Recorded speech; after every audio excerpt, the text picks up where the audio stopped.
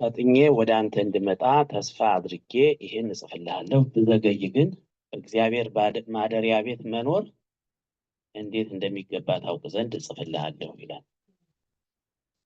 ቤቱ የእውነት አምድ መሰረት የሕያው እግዚአብሔር ቤተክርስቲያን ነው ይላል።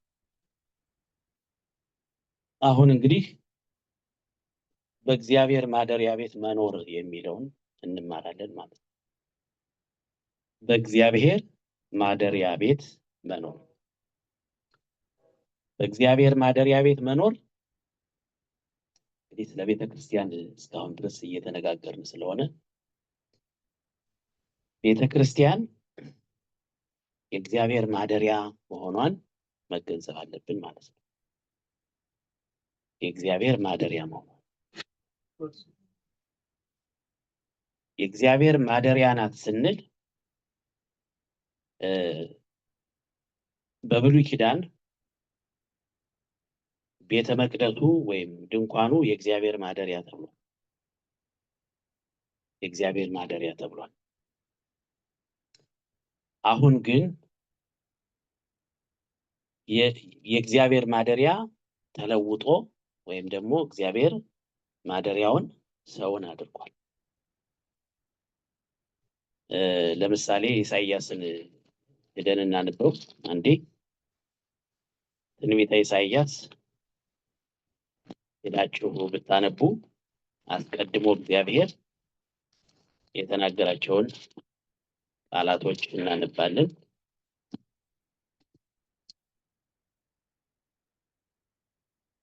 ትንቢተ ኢሳይያስ ምዕራፍ 60 ላይ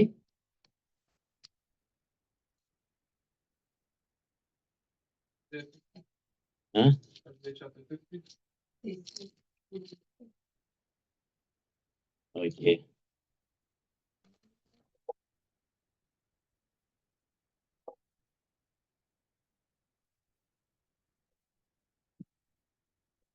ኢሳይያስ 66 ይቅርታ፣ ትንቢተ ኢሳይያስ ምዕራፍ 66 እግዚአብሔር እንዲህ ይላል። ቁጥር 1 570 ገጽ እግዚአብሔር እንዲህ ይላል። ኢሳይያስ 66 ቁጥር 1 እግዚአብሔር እንዲህ ይላል፣ ሰማይ ዙፋኔ ነው፣ ምድርም የእግሬ መረገጫ ናት። የምትሰሩልኝ ቤት ምን አይነት ነው? የማርፍበት ስፍራ ምንድን ነው? እነዚህን ሁሉ እጄ ሰርታለችና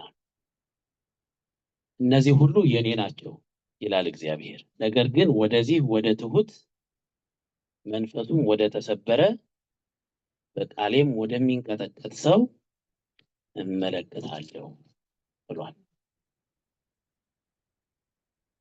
እና እግዚአብሔር የሚመለከተው አይኖቹ የሚያርፉበት ቤት ቤተክርስቲያን ናት። የእግዚአብሔር አይኖች የሚያርፉባት እግዚአብሔር የሚመለከታት የእግዚአብሔር ማደሪያ የሆነች ቤተክርስቲያን ናት። ስለዚህ ለእግዚአብሔር ድንጋይን ከድንጋይ ጋር አጋጥመን ይሄ የእግዚአብሔር ማደሪያ ወይም የእግዚአብሔር መኖሪያ ማለታችንን እናቆማለን ማለት ነው። ምክንያቱም እግዚአብሔር የሰው እጅ በሰራው አይኖርም ተብሎ ተጽፏል። ሰማይ ዙፋኔ ነው፣ ምድርም የእግሬ መረገጫ ነውና ለእኔ ምን አይነት ቤት ትሰራላችሁ ብሎ የህንፃ ግንባታ ለክርስቲያኖች መሰብሰቢያ ወይም የቤተ ክርስቲያን መሰብሰቢያ እንዲሆን እንጂ የእግዚአብሔር መኖሪያ ግን ሌላ ነው። እሱም ደግሞ ትሁት የሆነና በቃሌ የሚንቀጠቀጥ ወደዚህ ወደ ትሁት መንፈሱ ወደ ተሰበረ በቃሌ ወደሚንቀጠቀጥ ሰው እመለከታለሁ ብሎ የእግዚአብሔር መኖሪያ የእግዚአብሔር ማደሪያ ሰው መሆኑን ተናግሯል ማለት ነው። የሐዋርያ ሥራው ደግሞ ምዕራፍ 17 የሐዋርያ ሥራ ምዕራፍ 17 ቁጥር 24ን ደግሞ ላሳያችሁ። አክትስ 17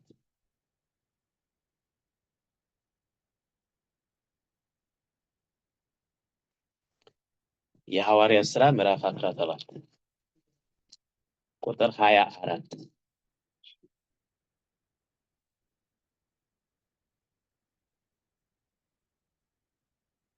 እሺ አነባለሁ።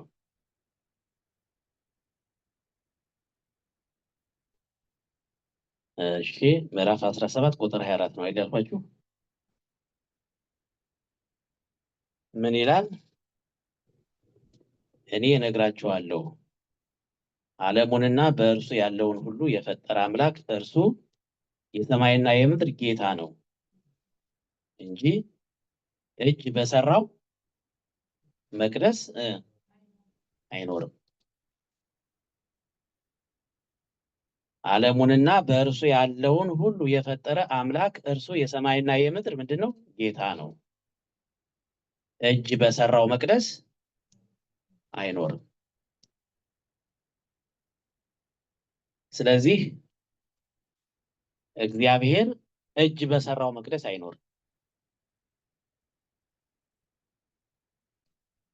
እና ራሱ በሰራው መኖር ይፈልጋል ማለት ነው።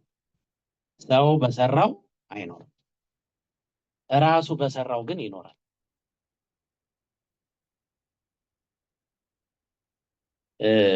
ስለዚህ ጢሞቴዎስን ምንድነው ያለው?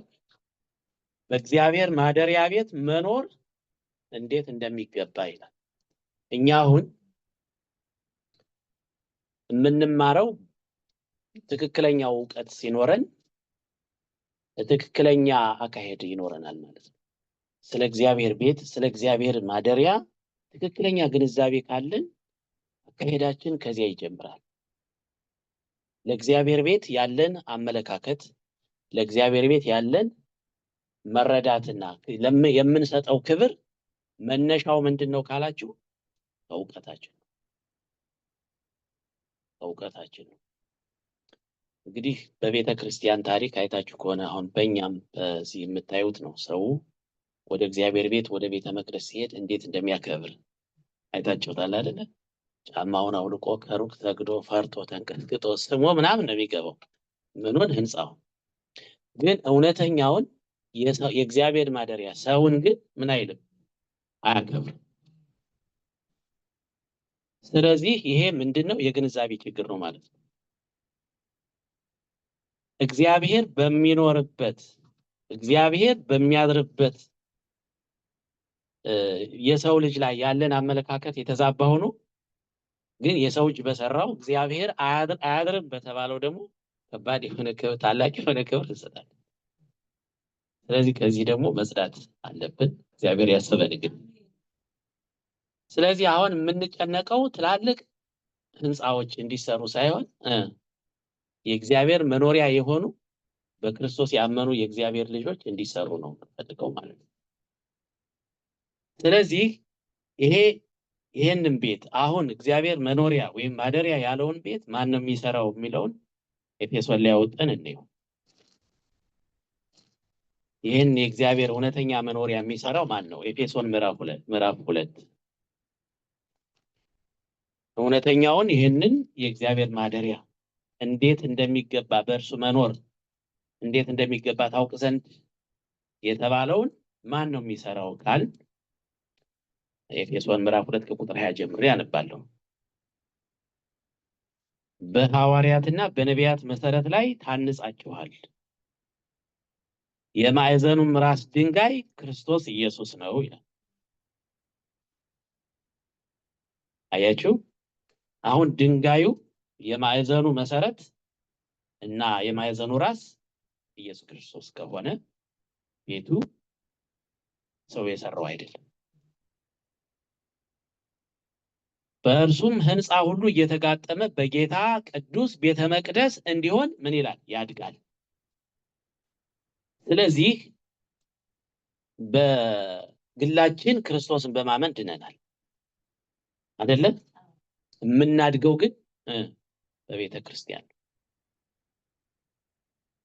የምናድገው ተጋጥመን ነው። እየሰማችሁ ነው አይደል? ይሄ መለኮታዊ ፕሪንሲፕል ነው። በቃ ያለ እግዚአብሔር አሰራር በራሳችን አመለካከት አናድግም። መዳን ካለብን ከራሳችን አመለካከት ወይም ከስሜታችን መዳን አለብን። እግዚአብሔር ከስሜታችን ያድነን። ስሜቶቻችን ናቸው ወደ ኋላ የሚጎትቱ። ስለዚህ ህንፃ ሁሉ እየተጋጠመ በጌታ ቅዱስ ቤተ መቅደስ ለመሆን ምን ይላል? ያድጋል። እየተጋጠመ ነው የሚያድገው እንጂ እየተለያየ የሚያድግ ቤተ መቅደስ የለም፣ የሚያድግ የለም። ስለዚህ ለምንድን ነው የማላድገው ብሎ አንድ ሰው አንድ ክርስቲያን በምድር ሁሉ ያለ ክርስቲያን ቢጠይቅ ራሱ ለምንድን ነው የማያድገው? መጋጠም ስለማይችል ነው። መጋጠም ስላቃተው ነው። እየተጋጠመ በጌታ ቅዱስ ቤተ መቅደስ እንዲሆን ያድጋል። ስለዚህ ጢሞቴዎስን ምንድን ነው ያለው? በእግዚአብሔር ማደሪያ ቤት መኖር እንዴት እንደሚገባ ታውቅ ዘንድ ይላል። ኢየሱስ ክርስቶስን አውቃል? እግዚአብሔርን አውቃል? በጣም ጥሩ። በእግዚአብሔር ማደሪያ ቤት መኖር እንዴት እንደሚገባ ሳውቃል? አውቃችኋል? ጢሞቴዎስን እግዚአብሔር ያወቀ እግዚአብሔርን ያመነ በክርስቶስ ያመነ ሰው ነው። ግን ምንድን ነው ያለው? በእግዚአብሔር ማደሪያ ቤት መኖር እንዴት እንደሚገባ ታውቅ ዘንድ ይላል። ከዚያ ቀጥሎ ለጢሞቴዎስ የሚነግረው የሚያነሳለት እግዚአብሔርን መምሰል ነው የሚለው። ማደግ የሚባለው እግዚአብሔርን መምሰል፣ ማደግ የሚባለው ክርስቶስን መምሰል። ስለዚህ የምናድገው በመጋጠም በእግዚአብሔር ማደሪያ ቤት በመኖር ነው። በጌታ ቅዱስ ቤተ መቅደስ ለመሆን ያድጋል ይላል። በጌታ ያድጋል በሉ እስኪ። በምን እድገት? በማን ነው? በጌታ ነው የምናድገው። አያችሁ፣ በተለያየ ማንበብ በየቤታችሁ ማቹሪቲ ማለት ልታድጉ አይምሯችሁ ሊበስል ይችላል። ግን በጌታ ነው ወይ የበሰላችሁት? ብስለት ያለው ነው ያደገ ነው ሊባል ይችላል። ያሰው አስተዋይ። ግን በጌታ ያልሆነ እድገት ሁሉ የዚህ ዓለም ዕውቀት ነው። እና እግዚአብሔር በጌታ በክርስቶስ የሚያሳድገን ያጋጠማል። በእርሱም እናንተ ደግሞ ሚሎ ቁጥር 22 ላይ በእርሱም እናንተ ደግሞ ለእግዚአብሔር መኖሪያ ለመሆን አይገርም? ለማን መኖሪያ? ለእግዚአብሔር መኖሪያ ለመሆን በመንፈስ አብራችሁ ትሰራላችሁ። ስንት ሆናችሁ? አብራችሁ ትሰራላችሁ። ስለዚህ የዚህ ቤት ሰራተኛ መንፈስ ቅዱስ ነው። የዚህ ቤት ዋና የህንፃው ባለቤት ዋና ዲዛይነሩ፣ ኢንጂነሩ፣ ፊኒሽንገሩ እግዚአብሔር ነው።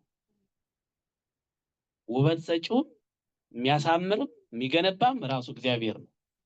ዲዛይነሩ እሱ ከሆነ ጨራሹም እሱ ነው። የሰው እጅ የለበትም። ሰው የሰራው አይደለም። ስለዚህ እግዚአብሔር ሰው በሰራው መቅደስ አይኖርም። የሚኖረው ራሱ በሰራው ነው። ለዚህ ነው ክርስቶስ ቤተክርስቲያኔን እሰራታለሁ ያለው። ቤተክርስቲያን ማለት ደግሞ ምን ማለት ነው? የክርስቶስ አካል ማለት ነው ብያቸዋለሁ። እኛ ተሰባስበን ነው ቤተክርስቲያን የምንባለው። የእግዚአብሔር መኖሪያ ወይም ደግሞ የእግዚአብሔር ማደሪያ የሚባለው ቤተክርስቲያን። ስለዚህ ለእግዚአብሔር መኖሪያ ለመሆን በመንፈስ አብራችሁ ትሰራላችሁ። በመንፈስ አብራችሁ ትሰራላችሁ። እና ወደ ጢሞቴዎስ ልወሰዳችሁ። እንግዲህ አሁን የእግዚአብሔር መኖሪያ የእግዚአብሔር ማደሪያ ማን እንደሆነ ከተገነዘብን እንዴት እንደሚገባ በዚያ ቤት እንዴት እንደሚገባ እንዴት መኖር እንደሚገባ ማወቅ አለብን።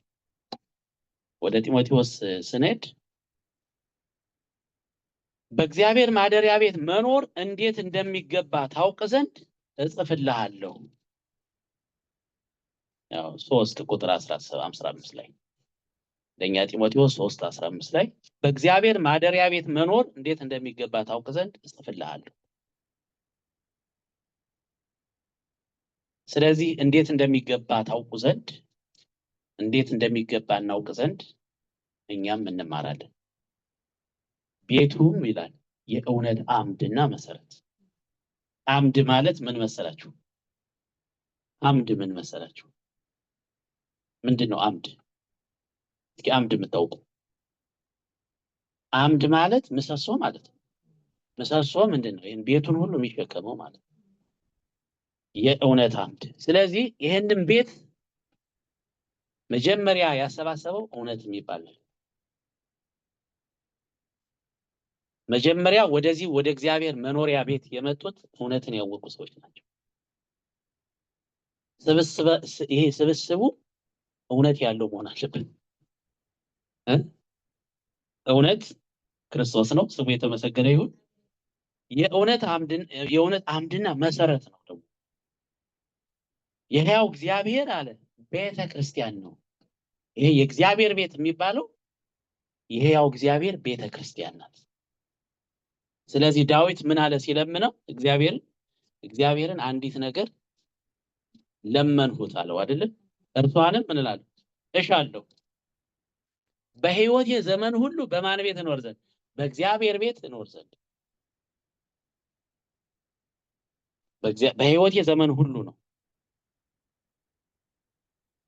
እና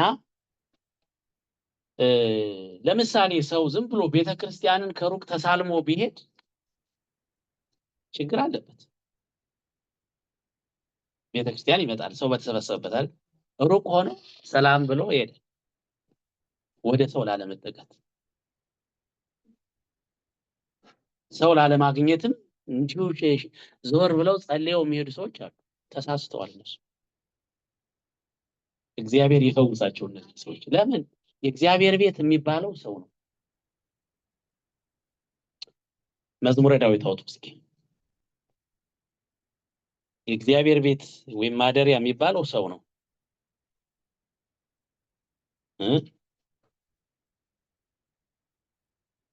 መዝሙር 84 ቁጥር 1 ላይ ምን ይላል? ወይም በቅንፍ 85 ሊሆን ይችላል በእናንተ።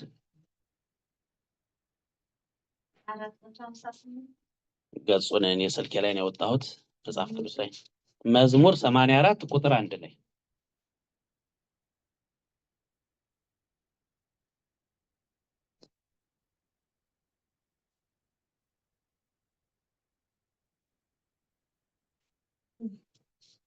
ምን ይላል? ላንበው።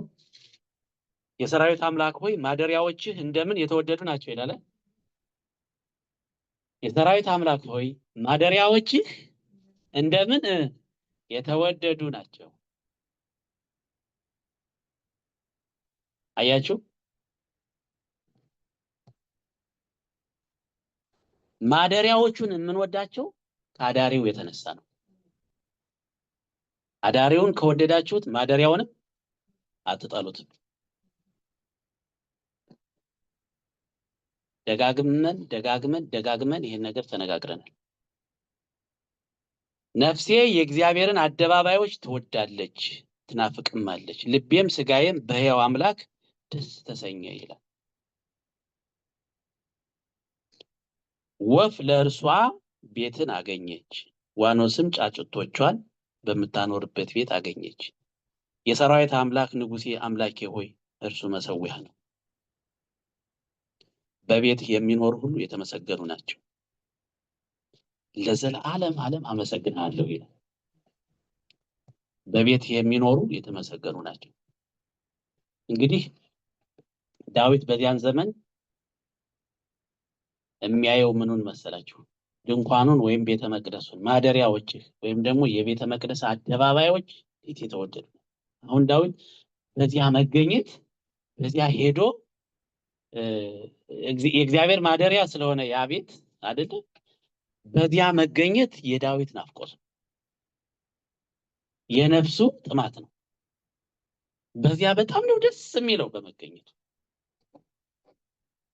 ኢቭን ዋኖሶቹን ጋር በዚህ በቤተ መቅደሱ አካባቢ ዙሪያው ላይ ምናምን ጎጆ ሰርተው ነው በእነሱ ሁሉ ደስ በቃ ቀንቷል፣ እዚያ መኖራቸው ማለት ነው። ስለዚህ በቤትህ የሚኖሩ ሰዎች በቤት የሚኖሩ በጣም የተከበሩ ናቸው፣ የተወደዱ ናቸው። የተመሰገኑ ናቸው፣ የተወደዱ ናቸው። እና እስኪ እንነጋገር። በመጀመሪያ ደረጃ ወደ እግዚአብሔር ቤት ስንመጣ ትዝ የሚለን ወይም ደግሞ የምንናፍቀው ማንን ነው? ማንን ወደን ነው የምንመጣው? እና ሊገባን ይገባል። ቤተ ክርስቲያን የሚባለው የእግዚአብሔር መኖሪያ የሆኑ ሰዎች ናቸው። የተወደዱ የሚባሉት እነሱ ናቸው። እነሱን ነው የምንወዳቸው። እነሱን ነው የምንወዳቸው። እነሱ ናቸው የሚናፍቁን። የእግዚአብሔር መኖሪያ የእግዚአብሔር ማደሪያ ቤት ሰዎች ናቸው የሚናፍቁን። ወይም ደግሞ እነሱን ለማየት ነው የምንመጣው፣ ወይም ደግሞ እነሱን ለማግኘት ነው የምንመጣው። ለምን? እግዚአብሔር መንፈስ ነው፣ የሚኖረው ግን በሰው ውስጥ ነው። እግዚአብሔርን የምናየው በወንድሞቻችንና በእህቶቻችን ውስጥ ነው። ስለዚህ በእግዚአብሔር ቤት መኖር ማለት በክርስቶስ የተመሰረቱ በቤተ ክርስቲያን አንድ ላይ የሆኑ ሰዎች ጋር መኖር ማለት ነው። የእግዚአብሔር ቤት የሚባለው ይሄ ስለሆነ ማለት ነው። በዚያ የምንኖረው በምንድን ነው ካላችሁ፣ መጀመሪያ እነሱን በመውደድ ነው። እግዚአብሔርን የሚወድ ሰው፣ እግዚአብሔርን የሚያከብር ሰው፣ እግዚአብሔርን የሚፈልግ ሰው የሚመጣው ወደ እግዚአብሔር ቤት ነው። የእግዚአብሔርን እፈልጋለሁ መኖሪያውን ግን አልፈልግም አይባልም። እግዚአብሔርን እወደዋለሁ ማደሪያው ግን ያስጠላኝ አይባልም። ለምን? የእግዚአብሔር ማደሪያዎች የተወደዱ ናቸው። እግዚአብሔር መንፈሱን ያፈስብናል። በመንፈስ ቅዱስ ካልሆነ ልንረዳው አንችልም። እና ለዚህ የእግዚአብሔር ቤት የምንሰጠው ክብር፣ ለዚህ ለእግዚአብሔር ቤት ለዚች እግዚአብሔር ለሰራት በመንፈስ ቅዱስ ለታነጸች ቤት የምንሰጣት ፍቅር፣ የምንሰጣት ክብር እና ደጋግመን በተማርነው አንዳንድ ጥቅሶችን እስኪ ላንብላችሁ። እዚሁ ጢሞቴዎስ ላይ ያለው ልጨርስና መጀመሪያ እግዚአብሔርን የመምሰል ምስጢር ያለ ጥርጥር ታላቅ ነው ይላል ቁጥር 16 ላይ።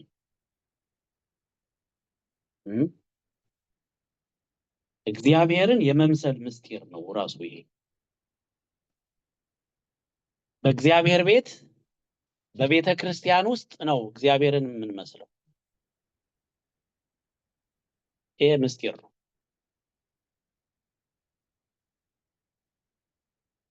በቃ ይሄ ምስጢር አልገባን ብሎ ነው ብዙ ጊዜ የተቸገርነው። ምስጢር ነው። በእግዚአብሔር ቤት መኖር ካነሳ በኋላ ስለ ጢሞቴዎስን በእግዚአብሔር ቤት መኖር ብሎ እንዴት እንደሚገባ ታውቅ ዘንድ ብሎ ካለ እግዚአብሔርን መምሰል፣ ይሄ ደግሞ የእግዚአብሔር ቤት ወይም የሕያው እግዚአብሔር ቤተ ክርስቲያን ነው ይልና እግዚአብሔርን መምሰል ያለ ጥርጥር ታላቅ ነው። እና ይሄ እግዚአብሔርን መምሰል የሚገኘው ቤተ ክርስቲያን ውስጥ ነው። እግዚአብሔርን መምሰል፣ ወደ እግዚአብሔር ወደ ክርስቶስ ማደግ፣ በእግዚአብሔር ጸጋ እየተሞሉ መኖር፣ በእግዚአብሔር ቤት ውስጥ እየታነጹ ማደግ፣ ይሄ ምስጢር እግዚአብሔርን የምንመስልበት ወደ ክርስቶስ የምናድግበት የእግዚአብሔር ቤት ነው። ለምሳሌ ቅድም አነስቻላችኋለሁ፣ ክርስቶስን አውቃችሁታል አይደል? እግዚአብሔርን አውቃችሁታል። ይሄ ትልቅ ነገር ነው አይደል? እና እግዚአብሔርን ያወቀ ሰው እግዚአብሔር ወደሚኖርበት አይሄድም? አባትህ ወደሚኖርበት ወደ ማደሪያው ወደ መኖሪያው ቤት አትሄድም? እግዚአብሔርን የት ነው የምታገኘው? ምስጢር ነዋ። ምስጢር ነው። ለምሳሌ ክርስቶስ እኔ ውስጥ ነው እንላለን አይደል? እኔ ውስጥ ነው ያለው እንላለን። በጣም ጥሩ። ግን ደግሞ እግዚአብሔር ሌላ ምስጢር ተናግሯል። ሌላ ምስጢር ተናግሯል። ምን ብሎ ተናግሯል? 2 እና 3 4 ሆናችሁ በተሰበሰባችሁበት ምን እላለሁ ብሏል? እገኛለሁ ብሏል። ምን አይነት መገኘት ነው ካል ምስጢር ነው። አሁን እዚህ የምንተያየው ሰዎች ነን። ጌታ ኢየሱስ 3ኛ ወንበር ላይ ተቀምጦ እያየ ነው አይደለም? ምንድነው ግን? ምስጢር ነው። እንዴት ነው እግዚአብሔር የሚገኘው? ኢየሱስ እንዴት ነው የሚገኘው? ምስጢር ነው። እዚያ በመገኘቱ ግን እኛ የምናገኘው በረከት አለ። እግዚአብሔርን ለመምሰል የሚሆነውን ነገር ሰጥቶናል ሳናውቀው። ምስጢር ነው። ስለዚህ እግዚአብሔርን የሚያውቅ ሰው ወደ እግዚአብሔር መኖሪያ እግዚአብሔር ወደሚያድርበት ቤት ይመጣል እና ይሄንን አንዳንድ ነገሮች እንደገና ማየት አለብን። እስኪ መዝሙርን አውጡና እናንበው። መዝሙር 132ም አሁንም እንየው በደንብ አድርገን። ሁልጊዜ የምናምነው የምናነበው የምንጠቅሰው ጥቅስ ነው፣ ግን ከዚህ ትምህርት ጋር ስለሚያያዝ ዛሬም እንደግመዋለን። መዝሙር 132 በቅንፍ 133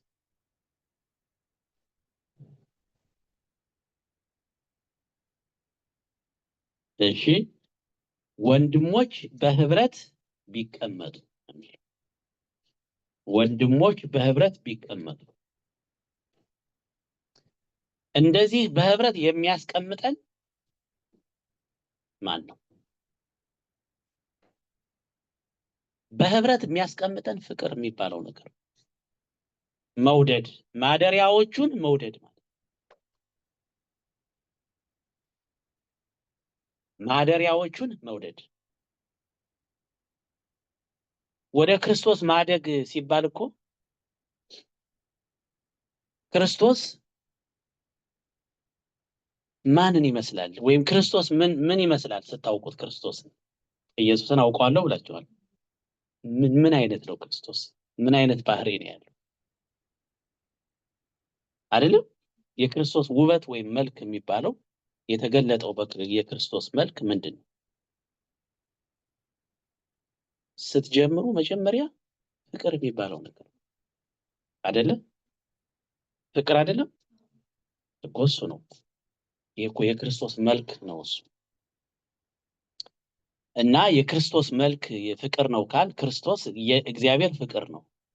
ክርስቶስ ፍቅር ነው ስንል ቃል ስጋ ሆነ ነው አይደል የሚለው? ስለዚህ ያ መለኮት ቅዱሱ የኛን ሰው የተባለውን ስጋን ሲዋሃድ ይሄ እኮ ፍቅር ነው የሚያሳይ። እንዴት እንደወደደንና አማኑኤል እንደሆነ እግዚአብሔር ከኛ ጋር ነው። አማኑኤል ማለት ይላል እግዚአብሔር ከማን ጋር? ከኛ። እኛ ማንን? እኛ ማለት ደግሞ ኃጢአተኞች፣ እኛ ማለት ደግሞ የጠፋን ጎስቋላዎች፣ ውሸታምና ልዩ ልዩ ጸባይ አለን። ስለዚህ እሱ ነው ከኛ ጋር የሆነው። ስለዚህ ወንድሞች በህብረት ቢቀመጡ ሲል ያ መለኮት ከሰው ጋር ከሆነ ኃጢአተኛ ከሆነ ሰው ጋር ከሆነ እኛ ራሳችን የምንቀመጠው በሱ ፍቅር ነው ማለት ነው። እግዚአብሔርን መምሰል የሚባለው ይሄ ነው። እግዚአብሔር ያስረዳን ወገኖች። እግዚአብሔርን መምሰል ማለት የሚያስቀምጠን ያ የሱ ፍቅር ነው። በጣም አስቸጋሪ ሰው ከምንለው ሰው ጋር የሚያስቀምጠን ፍቅር ክርስቶስን መምሰል። ኢየሱስን መምሰል ማለት ከኃጢአተኞች ጋር መብላት። ኃጢአተኞችን የሚወድ የእግዚአብሔር ፍቅር እናንተ ውስጥ ከገባ አብሮ ከኃጢአተኞች ጋር የሚያስቀምጥ ፍቅር። ይኸውላችሁ የተንኮል ሐሳብ ያለው የክርስቶስን ትምህርት የሚያጣምም ወይም ደግሞ የእግዚአብሔርን መለኮታዊ ነገረ መለኮትን የሚያበላሽ ሰው ማለት አይደለም። እሱ አሁን ኃጢአተኛ ብለን የምንቆጥረው ሳይሆን ጸረ ክርስቶስ ብለን ነው የምናየው። ኃጢአተኛ የሚባለው ግን ምን አይነት መሰላችሁ? በህይወቱ የደከመ ባህሪው ለመስተካከል ጊዜ የሚፈጅበት፣ በቁጣ በንዴት ትዕግስት በማጣት አንዳንዴ በስድብም ሊሆን ይችላል ገና በመለወጥ ሂደት ላይ ያለ ሰው ማለት ነው። እየሰማችሁ ነው አይደል? ከእሱ ጋር መቀመጥ ትችላላችሁ። ለምን? ኢየሱስ የወደደው እሱን ነው። ወደ እግዚአብሔር ቤት ያመጣው ምን ሊያደርገው ነው? ያንን ሰው ያሳድገው አይደለም? ለምን አመጣችሁ እናንተን? እናንተ አሁን እኮ ብዙ ጊዜ ጣታችንን ወደ ሌላ ሰው ነው የምንጠቁመው አይደለም? ሁሉም ከያቅጣጫው እግዚአብሔር የጠራው ሰው ነው አይደል? ግን ሰው ራሱን ትልቅ አድርጎ ሌላው ምን ያደርጋል? ትንሽ ያደርጋል። ሌላው ራሱን የቅዱስ አድርጎ ሌላውን ርኩስ ያደርጋል። በዚህ አይነት መንፈስ መምጣት ትክክል አይደለም። እኛ የመጣ ነው እግዚአብሔርን ፍለጋና ጌታ ኢየሱስ ክርስቶስ ጋር ህብረት ለማድረግ ከእርሱ ከሆኑት ጋር ለመቀመጥ ነው የመጣ። ያ ምን ይባላል? ያ እኔን የሚያሳድግ እግዚአብሔር ያንንም ሰው ያሳድገዋል የሚል ትክክለኛ እውቀት ያስፈልገናል። እኔን የሚለውጥ እግዚአብሔር እሱንም ይለውጠዋል። ስለዚህ እኔ ለራሴ ከመጣው እሱም ለራሱ ነው የመጣው፣ እግዚአብሔር ያሳድጋል ማለት ነው ያንስ። ስለዚህ ወንድሞች በህብረት የሚቀመጡት በክርስቶስ ፍቅር ካልሆነ እውነት አብረን መቀመጥ አንችልም። እንችላለን? አንድ ቀን አብረን መቀመጥ አንችልም በእግዚአብሔር ፍቅር ከሆነ። ለዚህ ነው በእግዚአብሔር ቤት መኖር እንዴት እንደሚገባ ምን ትል ዘንድ ታውቅ ዘንድ ይልና እግዚአብሔርን ያም ቤት ይሄው እግዚአብሔር ቤተክርስቲያን ነው ብሎ እግዚአብሔርን መምሰል ያለ ጥርጥር ምንድነው አለ? ታላቅ። እና እግዚአብሔርን መምሰል ክርስቶስን መምሰል ወደ ክርስቶስ ማደግ ነው ብለናል። ስለዚህ ወንድሞች በህብረት ምን ይሉ ቢቀመጡ፣ ከዚያስ የመጀመሪያው የአንድ ሰው እርምጃ የአንድ ክርስቲያን እርምጃ ከወንድሞች ጋር ለመቀመጥ ማሰብ፣ ከወንድሞች ጋር ለመቀመጥ ፈቃደኛ መሆን፣ ከወንድሞች ጋር ለመቀመጥ ልበሰፊ መሆን፣ እግዚአብሔርን መፈለግ። ይሄ ነው የመጀመሪያው የእግዚአብሔር መስፈርት ይሄ ነው። 2 እና 3 በስሜ ምን ቢሉ ነው የሚለው? ይገኙ ነው የሚለው፣ ቢሰበሰቡ ነው የሚለው አይደለ? ሌላ ብሏል? ደመቅ ያለ ዝማሬ ብሏል? በጣም በቃ ሞቅ ያለ ያምልኮ ስንትን ብሏል? አላለም። እንደዚህ አላለም። የመጀመሪያው ነገር በጌታ ስም በተሰበሰቡ የእግዚአብሔር ቤት በሚባሉ ሰዎች መካከል ለመቀመጥ ፈቃደኛ መሆን። ከዚያስ ቢቀመጡ ይላል እነሆ መልካም ነው፣ እነሆ ምንድነው አለ? ያማረ ነው። እኔ እኮ አሁን እኔ እንጃ እንግዲህ አላውቅም፣ ሰው በየቤቱ ተቀምጦ ለምንድነው ቤተክርስቲያን የማትሄደው ሲባል ምን ሰው አለ የሚል። አሁን እዚህ ዳላስ ውስጥ ስንት ሺህ ሰው አለ አበሻ ክርስቲያን ይሆን? 50 ሺህ ሰው አይሆን? ግን ቤተክርስቲያን የሚሄደው ምን ያህል? አንድ 10 ሺህ ሞላ አይሞላም፣ 5 ሺህ ምናምን ቢሞላል። ግን ሌላው በዓል ምናምን ሲሆን ይመጣል። ሲመጣም ደግሞ ሩቅ ሆኖ ዝም ብሎ የሆነ ነገር ብሎ ነው የሚሄደው። ይሄ ለምንድን ነው ካላችሁ ምን ሰው አለ ቤተክርስቲያን ምን ሰው አለ ነው የሚለው። ስለዚህ እግዚአብሔር ይሄንን ነገር ያብራልን ወገኖች። ምክንያቱም ምን ሰው አለ ሲል ምን ማለት ነው? ምን አይነት ሰው ነው የሚፈልገው ሰውየው? እኔ አይደል ነው ምን አይነት ሰው ሊገኝ እንደሚችል እግዚአብሔር ይወቀው። ምን ሰው አለ?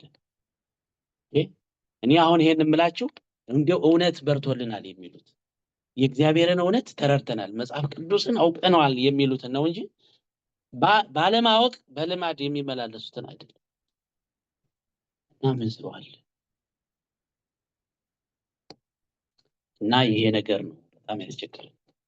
በዚህ ዘመን ሰይጣን በከባድ ነገር ቤተክርስቲያን እየፈተነ ያለ ይሄ ነገር ነው። ስለዚህ እግዚአብሔር ግን እነሆ መልካም ነው፣ እነሆ ያማረ ነው። በእግዚአብሔር ከራስ እስከ ጢም እንደሚፈስ እስከ አሮን ጢም በልብሱ መደረቢያ እንደሚወርድ ሽቱ ነው። አሁን ይሄ ደግሞ በቃ መዓዛ ያለው ነው። ከመለያየት ግን መጋጠም ለእግዚአብሔር መልካም መዓዛ ያለው ሽቱ ነው። ከመናናቅ ከመነቃቀፍ እርስ በርስ ከመጠላላትና በቃ እርስ በርስ ከመለያየት ይልቅ የተሻለው ነገር መጋጠም ነው ማለት መቀመጥ ነው፣ አብሮ መሆን ነው። በእግዚአብሔር ዘንድ ይሄ ነው። ለምን? እግዚአብሔር ይፈውሳል። ከዚያ ምን ይላል?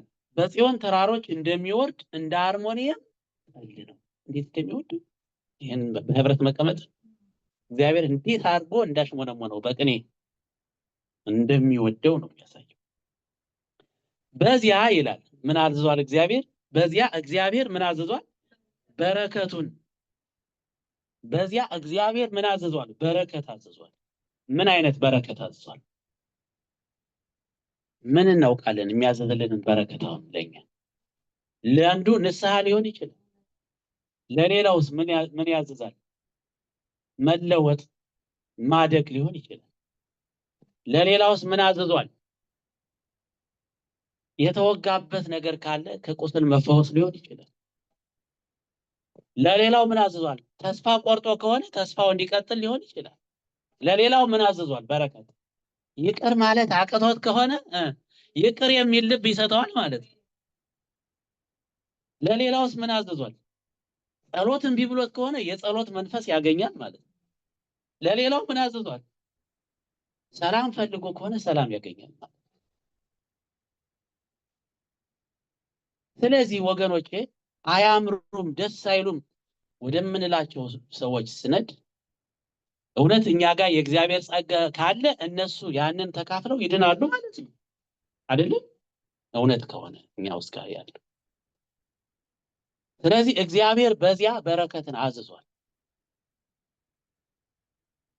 መዝሙር ሊሆን ይችላል የሚሰጠን እግዚአብሔር፣ አምልኮ ሊሆን ይችላል። የእግዚአብሔር ቃል ራሱ ለእናንተ ሊሆን ይችላል። አሁን የተከፈተውን የምናገረው እኮ እናንተ ስለመጣችሁ ሊሆን ይችላል።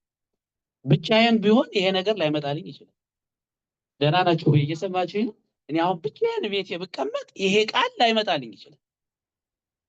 ስለዚህ ራሱ ቃሉ ምንድነው? እግዚአብሔር ያዘዘው ለወንድሞች በጋራ ለተቀመጡ ሰዎች እግዚአብሔር ያዘዘው ምንድነው? በረከት ነው ማለት ነው። ቃሉ ራሱ በረከት ነው። ብቻዬን ሆኜ ብቀመጥ ይሄ ነገር ላይገባኝ ይችላል፣ ወይም ደግሞ ላይፈስ ይችላል። እንደዚህ ቃሉ ራሱ በረከት ነው። ከዚያ በኋላ ነው የአምልኮ ነገር ራሱ የምንፈልገው አይነት ነገር ውስጥ የምንገባው እግዚአብሔር ያዘዘው በረከት ስለሆነ። ስለዚህ መጀመሪያ የምናስበው ወንድሞችን መውደድ ነው ማለት ነው። መጀመሪያ የምንወደው ማንን ነው? ወንድሞችን መውደድ። ለምን? ወንድሞች የእግዚአብሔር ማደሪያ ስለሆኑ። ማደሪያውን የሚወድ አዳሪውን ምን ይላል? ይወዳል። አዳሪውን የሚወድ ማደሪያውን አይጠላም። ስለዚህ መጀመሪያ የምናስበው እሱን ነው። ከዚያ ነው እግዚአብሔር ያንን በረከት የሚያፈስልን ማለት ነው። በዚያ እግዚአብሔር በረከቱን ሕይወትንም ይላል።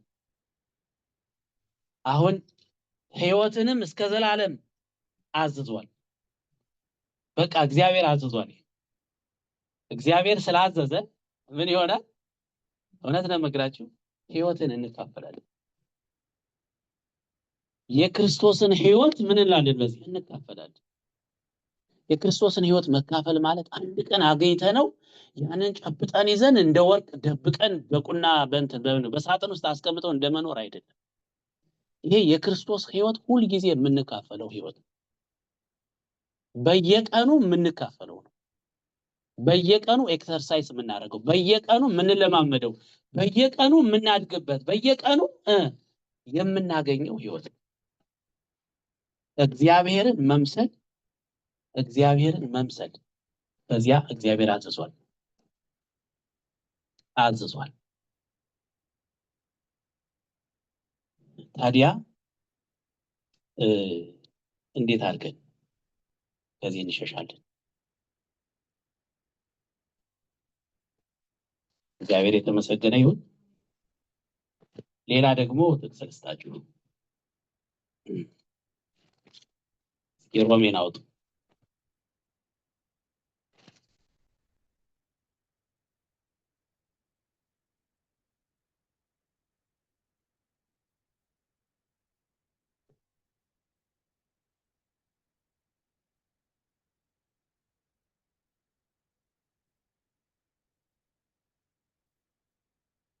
እሺ አንድን ሰው ሮሜ ምዕራፍ 16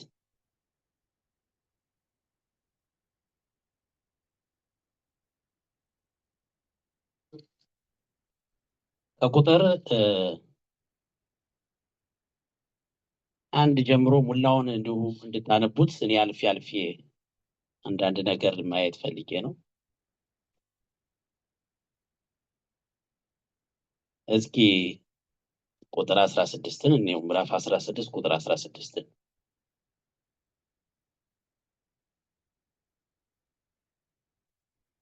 በተቀደሰ አሳሳም እርስ በርሳችሁ ሰላምታ ተሰጣጡ ይላል። የክርስቶስ አብያተ ክርስቲያናት ሁሉ ሰላምታ ያቀርቡላችኋል። እንዳለ ይሄ መልእክት የሰላምታ መልእክት ነው። ሰላምታ አቅርቡልኝ፣ ሰላም በሉልኝ፣ ሰላም በሉልኝ ነው የሚለው እና በዚህ በፊት ነግሬያችኋለሁ። ቤተክርስቲያንን መሳለም የሚባለው በኦርቶዶክስ ቤተክርስቲያን ውስጥ ቤተክርስቲያንን መሳለም የሚባለው ምን ማለት ነው ብዬ ነግሬያችኋለሁ። ታስታውሳላችሁ አይደል? ቤተክርስቲያንን መሳለም ተሳልሜ ልምጣ፣ ቤተክርስቲያን ተሳልሜ ልምጣ፣ ቤተክርስቲያን ተሳልሜ ልምጣ ይላል ሰው። ግን እንዴት ነው አጀማመሩ? አሁን የምናየው የሆነ ግድግዳውን ስሞ መሄድ ነው አይደል? ግን ሲጀመር መጽሐፍ ቅዱሳዊ ነው። ይገርማችሁ፣ ሲጀመር ምንድነው የእግዚአብሔር ማደሪያ ስለሆነች ቤተክርስቲያን የእግዚአብሔር መኖሪያ ስለሆነች ያችን ሰዎችን ስሞ ወይም ደግሞ ሰዎችን አግኝቶ ከነሱ ጋር ሰላምታ ተለዋውጦ መሄድ ነበር። ያ ነው አጀማመሩ። እሱ ነው። በተቀደሰ አሳሳም ሰላምታ ተሰጣጡ። መሳለም ማለት መሳም ማለት ነው። ወይም ደግሞ ሰላም ማለት ነው። ኤልሳቤጥ ማርያም የሰላምታሽ ድምጽ በጆሮዬ በገባ ጊዜ ያለች የሰላምታሽ ድምጽ በጆሮዬ በመጣ ጊዜ ጽንሱ በማህፀን ያለው ጽንስ ምን ሆነ? ዘለለ። የሰላምታሽ ድምጽ ማርያም ኤልሳቤጥን ሰላም ስትላት መንፈስ ቅዱስ በኤልሳቤጥ ውስጥ ሞላ ማለት ነው። ከዚያስ በውስጡ ያለው ማህፀን ምን አለ? ዘለለ። እና ይሄ ሰላምታ ምስጢር አለው ማለት ነው። ዝም ብሎ ሰላምታ አይደለም። ራሱ ሰላምታው የተቀደሰ ይላል። ይኸውላችሁ የኛ ሰላምታ በውጭ በኩል ሰላም እንደምንባባለው ሰላም እንደምንባባለው አይደለም። ቤተክርስቲያን ውስጥ ቤተክርስቲያን መጠን ሰላም የምንለው ሰላምታ የተቀደሰ ነው። ይሄን እስኪ ይሁት እስኪ የተቀደሰ በተቀደሰ ሰላምታ የሚለው በተቀደሰ አሳሳም ራሱ አሳሳማችን ሰላምታችን ራሱ የእግዚአብሔር ምስጢር አለበት ነው። ዝም ብሎ አይደለም። በተቀደሰ አሳሳም ሰላምታ እርስ በርሳችሁ ሰላምታ ተሰጣጡ። ለምን አስፈለገ? ተሰብስባችሁ ካልሆነ መሳሳም አትችሉም።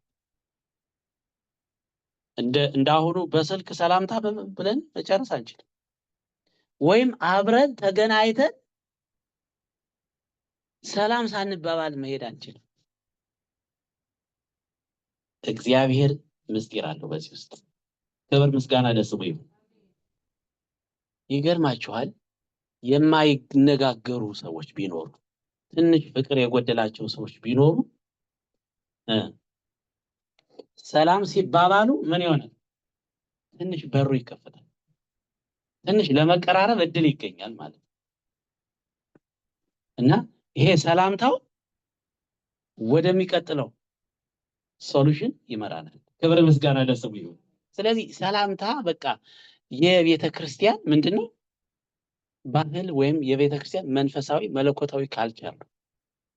እርስ በርስ ሰላም መባባል፣ በተቀደሰ አስተሳሰብ መገናኘት። ይሄ ምንን ያሳያል? እግዚአብሔርን መውደድ፣ ጌታ ኢየሱስን መሳም ማለት ነው። ጌታ ኢየሱስን ማክበር፣ ጌታ ኢየሱስ ክርስቶስ መናፈቅ ማለት ነው። የእግዚአብሔር መንፈስ በውስጡ ያለውን ሰው መውደድ እና እንዳለ ይሄ የሰላምታ መልእክት ሲሆን፣ አሁን ደግሞ ቆሮንቶስን ሄደን እናንብና ወደ መጠቀለያው እንሄዳለን። አንደኛ ቆሮንቶስ ምዕራፍ 12 ላይ ነው።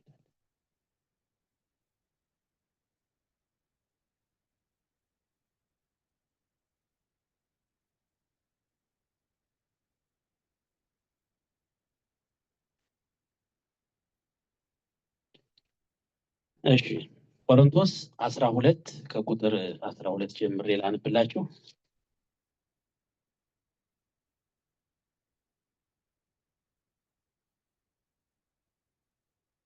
አካልም አንድ እንደሆነ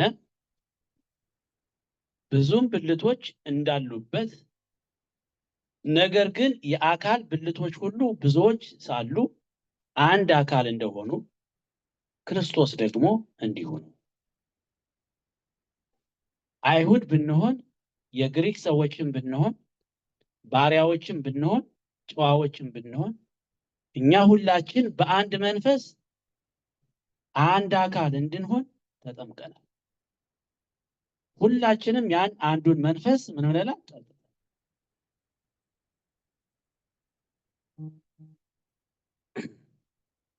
ስለዚህ የኛ አካል ያልሆነ ሰው የለም።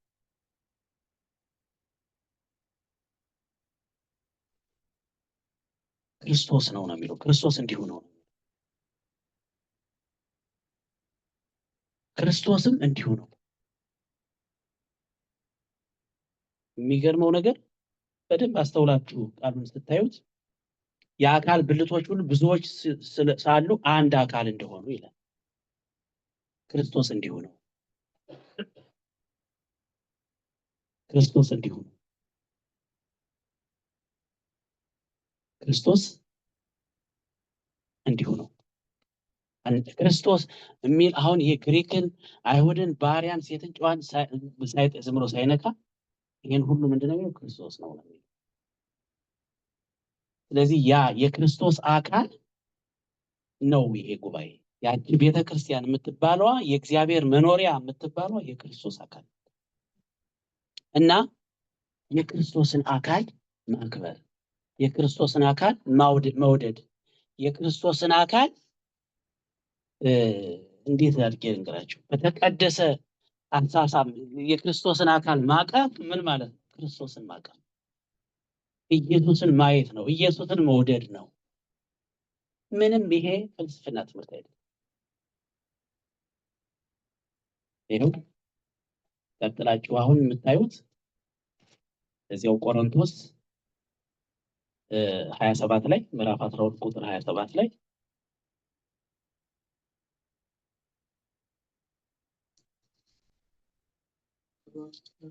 ቁጥር ማለት 12 27 ላይ ማለት ነው።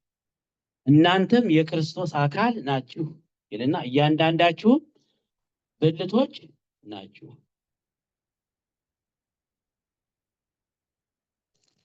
እስኪ ቁጥር 26ን ጀምር። ከቁጥር 26 ብቻ ሳይሆን ከቁጥር 25 ጀምር ይላል። ነገር ግን ብልቶች እርስ በርሳቸው በትክክል ይተሳሰቡ ዘንድ እንጂ በአካል መለያየት እንዳይሆን ይላል። በአካል መለያየት እንዳይሆን ለጎደለው ብልት የሚበልጥ ክብር እየሰጠ እግዚአብሔር አካልን አጋጠመው። ለጎደለው ብልት የሚበልጥ ክብር እየሰጠ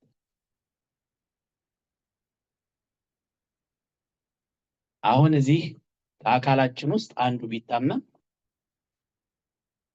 ሁሉም ነው የሚታመም። በክርስቶስ አካል ውስጥ ደግሞ አንዱ ሰው ቢወድቅ ሁላችን ይሰማናል። አካላችን ካልሆነ አይሰማንም። እግዚአብሔር አካልን አጋጠመው። አንድም ይላል አንድም ብልት ቢሰቃይ ይላል ብልቶች ሁሉ ከእርሱ ጋር ይሰቃያሉ። እግዚአብሔር የሰጠን ፍቅር አንተ ስትታመም የሚያምን ፍቅር እግዚአብሔር የሰጠን ፍቅር በመካከላችን አንዱ ሰው ሲታመም ሁላችንን ያመናል ስላችሁ የአካል ህመም አይደለም። የአካል ህመም ሳይሆን እግዚአብሔርን ቢተው ወይም ደግሞ በክርስቶስ ያለውን ነገር ቢቀንስብን ያመናል፣ ይሰማል። አካላችን ነው። ለምሳሌ በልጅነታችን ሌላው አካላችን እያደገ ይሄኛው አካላችን አንዱ እጃችን እድገት ቢቀረው ምን ይሆናል? ሽባ ሆነ ነው የሚባለው አይደለ? ያ ይሰማናል። አካል ይሰማዋል። ስለዚህ አንድ ሰው በክርስቶስ ውስጥ ያለ ሰው ጉድለት ሲገኝበት ሁላችን እንታመማለን። ለምን ካል ፍቅር ስላለን ስለምንዋደድ። ቢሰቃይ ብልቶች ሁሉ ከእርሱ ጋር ይሰቃያሉ። አንድ ብልትን ቢከበር ብልቶች ሁሉ ከእርሱ ጋር ደስ ይላቸዋል። እናንተም የክርስቶስ አካል ናችሁ፣ እያንዳንዳችሁ ብልቶች ናችሁ። እያንዳንዳችሁ ብልቶች ናችሁ። እኔ በእውነት ይሄ ትልቅ ምስጢር እና እግዚአብሔር ያስተሳሰረን፣ እግዚአብሔር በመንፈሱ ስለሆነ ያሰረን የሰራን፣ እግዚአብሔር በክርስቶስ ስለሆነ እንደዚህ ያደረገን ልንገልጠው ልናስረዳ በደንብ ቋንቋ ልናስተምረው አንችልም። ብቻ እግዚአብሔር ግን እንዲያው ራሳችንን በቃሌ ወደሚንቀጠቀጥ ትሁት ወደሆነ ሰው እመለከታለሁ ስላለ እንዲያው እግዚአብሔር በትህትና ይዞን በዚያ ውስጥ አስገብቶ ያሳድገን። እውነቱ ይሄ ነው እንጂ አሁን ልንገልጠው ቋንቋ ያጥረናል።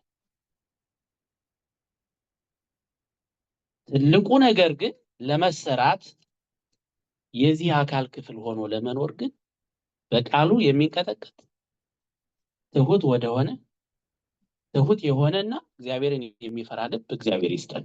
ሌላ ምንም ምስጢር የለው። ስርዓት ህግ ብናወጣ ሰዎችን አይለውጥም።